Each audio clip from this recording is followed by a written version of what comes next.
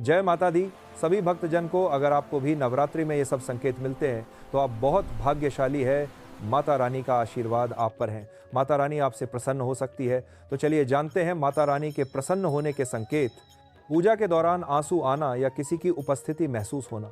पूजा करते समय आंसू आना या ऐसा महसूस होना कि कोई आपके पीछे खड़ा है, यह दर्शाता है कि माता रानी आपके साथ है।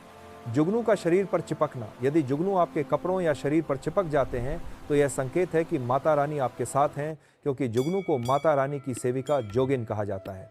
रात में झटके के साथ नींद खुलना।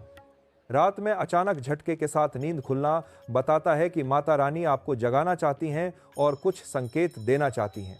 अनोखी सुगंध आना। यदि आपको इत्र, लोबान, धूप, चमेली या ऐसे फूलों की सुगंध आती है जो आपके आसपास नहीं मिलते तो समझ लें माता रानी आपके पास मौजूद है। सपने में छोटी कन्या या लाल वस्त्र दिखना। नवरात्रि में सपने में छोटी कन्या, लाल वस्त्र या लाल झंडा दिखना इस बात का संकेत है कि माता रानी आपके साथ है। ज्योति की लौ का खास आकार लेना। यदि दीपक की लौ एक खास आकार लेने लगे तो यह भी माता रानी की उपस्थिति का संकेत है। माता रानी के घर में आगमन के संकेत। गौ माता का बार बार घर आना। जिस घर में माँ दुर्गा आती हैं वहाँ उनकी बहन कामधेनु गौ माता बार बार घर के द्वार पर आती हैं। मधुमक्खी का घर में आना। मधुमक्खी को माँ दुर्गा का ब्राह्मणी स्वरूप कहा गया है, इसलिए नवरात्रि में इनका घर आना माता रानी के आगमन का संकेत है।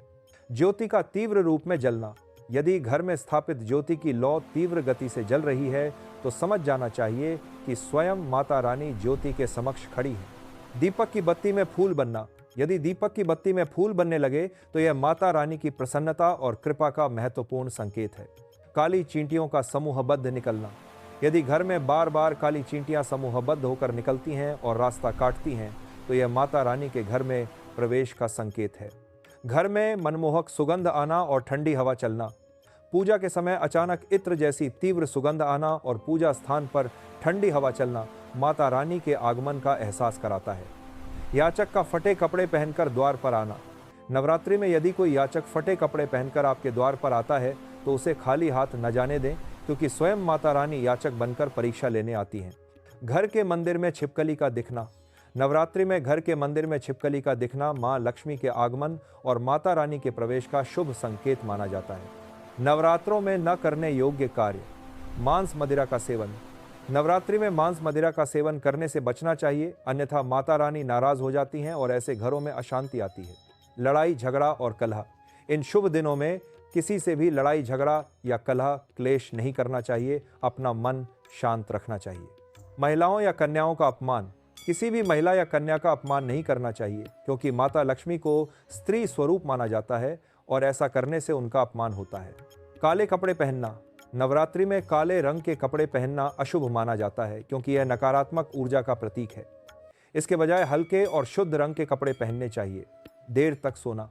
नवरात्रि में देर से सोना और देर से उठना शुभ नहीं माना जाता। यह दिन जागरण और तपस्या का होता है। बाल और नाखून काटना। नवरात्रि में बाल और नाखून काटना भी अशुभ माना जाता है, क्योंकि यह दिन पवित्रता और तपस्या का होता है। कुछ चीज़ों का दान। नवरात्रि में सरसों का तेल, लोहा, प्याज और लहसुन का दान नहीं करना चाहिए, क्योंकि इससे शनि ग्रह और शुक्र ग्रह कमज़ोर होते हैं। मुख्य द्वार पर जूते, चप्पल या झाड़ू रखना। घर के मुख्य द्वार पर जूते, चप्पल या झाड़ू नहीं रखना चाहिए, क्योंकि इससे माता लक्ष्मी लौट जाती हैं और दरिद्रता का वास होता है। खंडित मूर्तियों की पूजा। घर में कभी भी खंडित मूर्तियों की पूजा नहीं करनी चाहिए, क्योंकि शास्त्रों के अनुसार वहाँ देवी देवता का वास नहीं होता। सफ़ेद या काले रंग के कपड़े पहनकर पूजा करना विवाहित महिलाओं के लिए।